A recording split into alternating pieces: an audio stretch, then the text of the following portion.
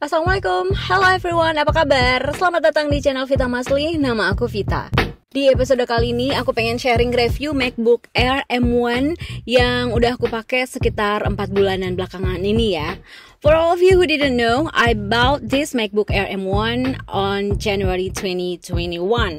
Kalau kamu belum nonton video unboxingnya, linknya aku taruh di description box dan link di atas ya. Anyway, MacBook Air M1 yang aku beli ini adalah yang best model dengan CPU 8 core, GPU 8 core, 256GB SSD, dan 8GB RAM. Ukuran layarnya 13,3 inci dengan Retina display, and this is my first MacBook setelah 15 tahunan menggunakan laptop berbasis Windows dan chipset Intel. Kenapa gue memilih meninggalkan Windows dan beralih ke macOS? Nah, ini bukan semata-mata karena merek Apple, tapi karena emang tertarik dengan chip M1 yang disematkan di MacBook keluaran kuartal akhir 2020 ini. Hal yang pertama yang gue suka adalah lifetime battery. Hal yang paling sering aku lakukan dengan laptop adalah mengedit video. Sekedar gambaran aja ya, laptop terakhir yang aku gunakan berprosesor i7 generasi ke-7, AMD Radeon 2GB, 16GB RAM, dan 512 SSD. Sebelumnya lagi, aku menggunakan laptop berprosesor i5, AMD Radeon 2GB, 8GB RAM, dan 750GB HDD. Keduanya berbasis Windows 10, dan aplikasi yang aku gunakan untuk mengedit video adalah Adobe Premiere CC 2018 dan DaVinci Resolve 15. Most of the time, setelah paling lama 2-3 jam, baterainya udah ngedrop sampai 15%, which is jika editannya belum kelar, berarti gue harus ngedit sambil charging. Ada 3 aplikasi pengeditan video yang aku install di MacBook Air M1 ini. Pertama adalah bawaan dari MacBook, iMovie, kemudian juga Final Cut Pro 10 dan DaVinci Resolve 17.1. Nah, aku bisa ngedit video tuh sekali ngedit bisa sampai 5 jam. Dan kalau gue ngecas 100% gitu ya, dari 100% sampai ngedit 5 jam pakai DaVinci Resolve, baterainya hanya kepake 50% aja. Wow. Dan jika disambil dengan aktivitas ringan seperti mengetik, bekerja dengan data processing, browsing, dan menonton, ini bisa sampai 8-12 jam. Bahkan pernah loh mentok hingga 15 jam hingga baterainya drop ke 15%. Waktu pengecasan sekitar 2 jam 15 menit dari 15% ke 100%. Lumayan banget buat gue yang dulu sering bolak-balik ngecharge baterai tiap hari cuman buat pekerjaan komputasi ringan aja. Hal yang paling jelas kelihatan bedanya dari chipset M1 ini adalah it's fast, cepat, khususnya saat merender video. Biasanya video berdurasi 8-10 menit. Di laptop i5 aku butuh waktu sekitar 2 jaman dengan Adobe Premiere dan sekitar 15 menit dengan laptop i7 menggunakan DaVinci Resolve. Sekarang dengan video berdurasi yang sama, gua render melalui DaVinci Resolve atau Final Cut Pro di MacBook Air M1 ini hanya butuh waktu sekitar 3-5 menit and it's already done. Saat mengedit pun gak pernah sekalipun lagging. It's always been nice and easy to edit, bahkan ketika color grading dan layarnya berlapis. Waktu buka aplikasi dan juga multitasking antara satu aplikasi dengan aplikasi yang lain juga terhitung cepat, and that's why I love this MacBook Air so much.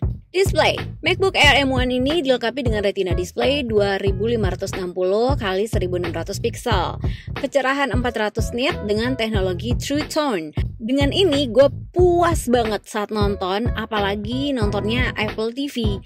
Semacam langsung berada di lokasi film itu, saking keluarnya tuh semua warna-warna. Display ini juga tidak membuat mata cepat lelah ketika nonton, browsing, atau membaca. And that's perfect for me. MacBook Air M1 ini dilengkapi dengan speaker di kiri dan kanan yang bener-bener bikin telinga puas banget. Dukungan Dolby Atmos-nya membuat keluaran suaranya lebih mantap dengan jangkauan yang lebih luas.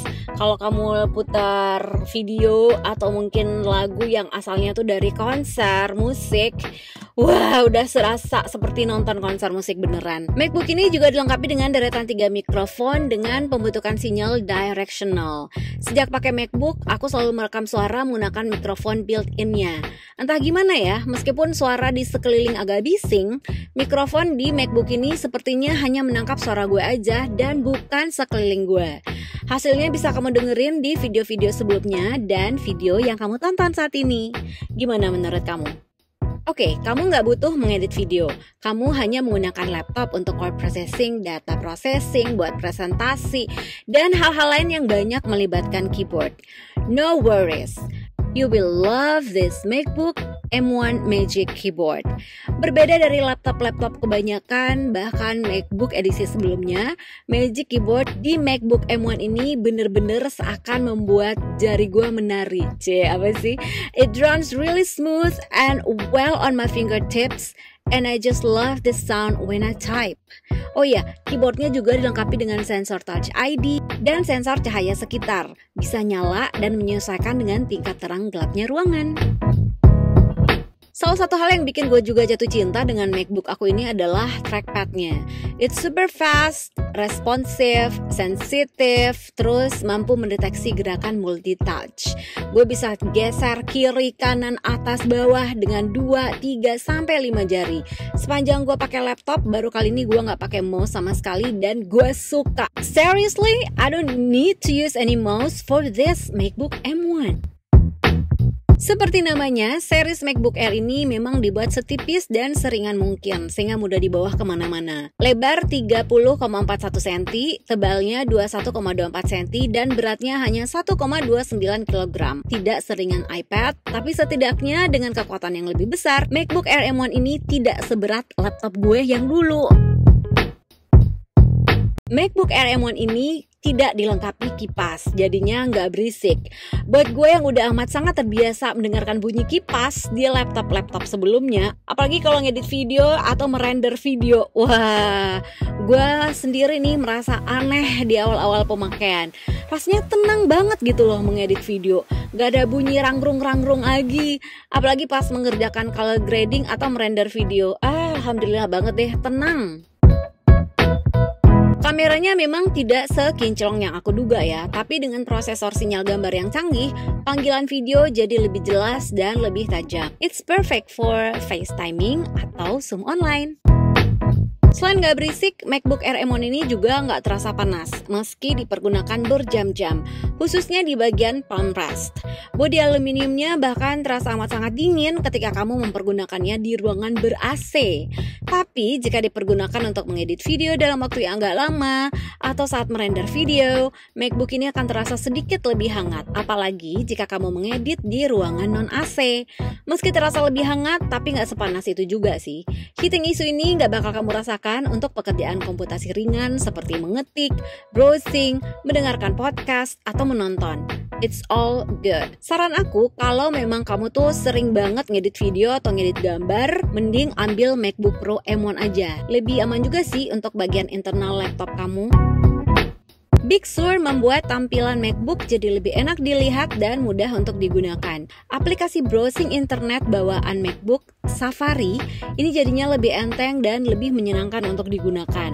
Gua nggak perlu lagi untuk menginstal aplikasi browser internet yang lain. Banyak yang khawatir tidak banyak aplikasi yang cocok dengan chipset M1, which is itu tidak sepenuhnya benar ya. Malah dengan chipset dan macOS Big Sur yang baru ini, aplikasi yang dulunya hanya bisa digunakan di iPad atau di iPhone, sekarang sudah ada yang bisa digunakan di MacBook M1 juga. Jika kamu belum bisa move on dari aplikasi yang biasa kamu gunakan di laptop berprosesor Intel kamu, don't worry, kamu tetap bisa menggunakannya dengan bantuan Rosetta 2 yang ada di Big Sur. Kamu juga nggak perlu melakukan apa-apa kok, selain menginstal aplikasi, dan aplikasi yang biasanya kamu gunakan di prosesor Intel bisa kamu gunakan di MacBook Air M1.